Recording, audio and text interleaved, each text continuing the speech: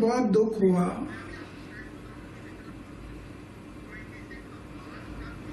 कि अरविंद केजरीवाल जैसे आदमी जो मेरे साथ काम करता था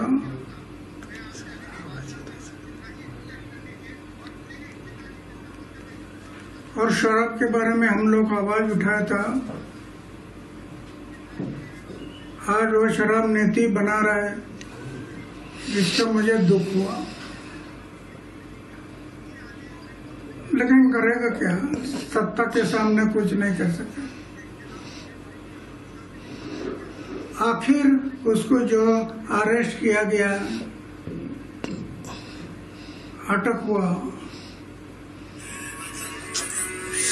वो उनकी कृति से हुआ। हम ये बातें नहीं करते तो अटक होने का कोई संभव नहीं था।